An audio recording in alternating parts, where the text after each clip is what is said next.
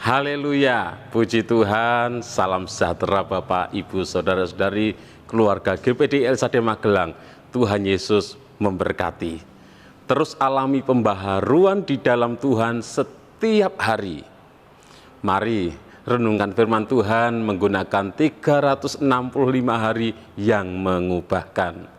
Hari ini pembacaan kita ada di dalam surat Filemon.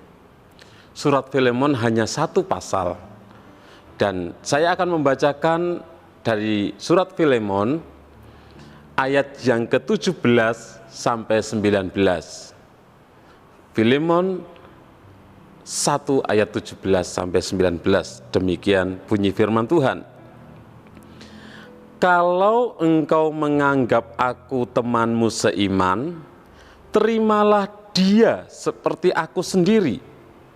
Dan kalau dia sudah merugikan engkau ataupun berhutang padamu, tanggungkanlah semuanya itu kepadaku. Aku, Paulus, menjaminnya dengan tulisan tanganku sendiri.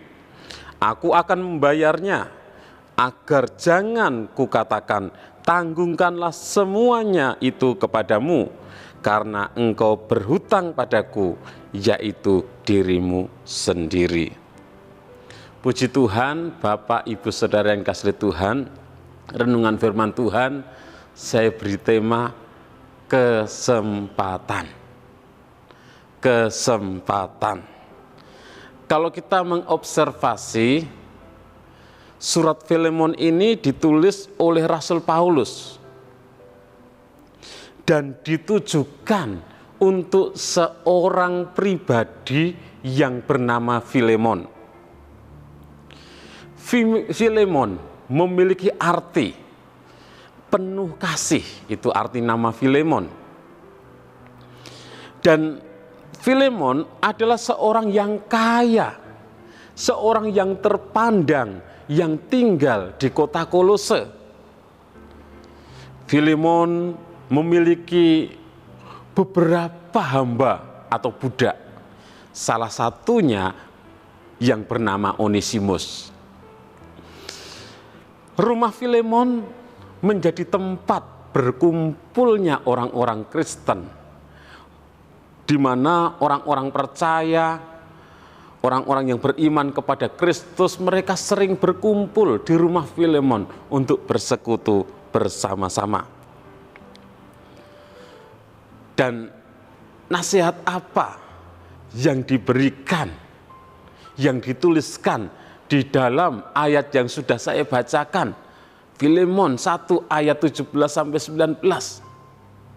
Kita menemukan di sana bahwa ada permohonan dari Rasul Paulus kepada Filemon supaya Filemon itu menerima kembali Onesimus, supaya Filemon itu memberikan kesempatan kepada Onesimus untuk kembali kepadanya, memberikan kesempatan kepada Onesimus dan memberikan kepercayaan untuk kembali melayani Filemon. Dan saat itu memang sedang terjadi masalah yang serius yang dialami oleh Filemon dengan Onesimus. Filemon sebagai tuan dan Onesimus sebagai hamba, sebagai budak. Ada masalah yang serius yang terjadi di antara mereka, di mana Onesimus sebagai seorang hamba, seorang budak dari Filemon, dia melarikan diri dari tuannya, melarikan diri dari Filemon, dan serta membawa barang-barang Filemon. Ada beberapa barang yang dia curi, dan dia melarikan diri dari tuannya pergi ke Roma. Dan menurut konteks pada saat itu, seorang hamba atau seorang budak seperti Onesimus yang sudah melarikan diri dari tuannya, bahkan sudah mencuri barang-barang tuannya, itu sudah tidak berguna lagi. Bahkan menurut hukum Romawi, budak yang melarikan diri itu hukumannya mati. Namun bagi Paulus, seseorang yang melakukan kesalahan di masa lalu itu memiliki kesempatan. Dia bisa berubah. Dia bisa diperbaharui. Ketika orang tersebut bertobat, ketika orang tersebut kemudian percaya kepada Kristus di dalam hidupnya. Dan Onesimus ketika dia lari ke Roma, dia berjumpa dengan Rasul Paulus. Rasul Paulus menginjili dia dan dia menjadi seorang yang percaya kepada Kristus. Dan oleh sebab itu Rasul Paulus memohon kepada Filemon untuk kembali memberi kesempatan menerima kembali Onesimus sebagai saudara di dalam Kristus. Bapak, Ibu, saudara yang kasih oleh Tuhan, bahkan Rasul Paulus mau membayar segala kerugian yang dialami oleh Filemon yang disebabkan oleh Onesimus. Kalau ada hutang-hutang yang sudah dilakukan oleh Onesimus, Paulus mau menanggung semuanya itu. Lebih dari itu, Rasul Paulus menginginkan bahwa Filemon mau menerima kembali Onesimus sebagai saudara seiman dalam Kristus. Rasul Paulus menginginkan Filemon memberi kesempatan kepada Onesimus untuk kembali kepadanya, memberikan kesempatan dan kepercayaan untuk kembali melayani dia. Dan dari peristiwa ini ada pelajaran yang bisa kita ambil, interpretasi dari kisah ini, yaitu bahwa setiap orang pernah melakukan kesalahan. Setiap orang pernah melakukan kekeliruan. Tidak ada manusia yang sempurna. Jadi setiap orang di masa lalunya pernah melakukan kesalahan. Dan orang yang melakukan kesalahan, ia memiliki hak untuk diberi kesempatan untuk memperbaiki dirinya. Ia memiliki hak untuk diberi kesempatan untuk membangun dan menata masa depannya, memperbaiki dirinya, tidak mengulangi lagi kesalahannya. Kalau dia mau bertobat, kalau dia berjanji tidak mengulangi kesalahannya, dia punya hak untuk diberi kesempatan.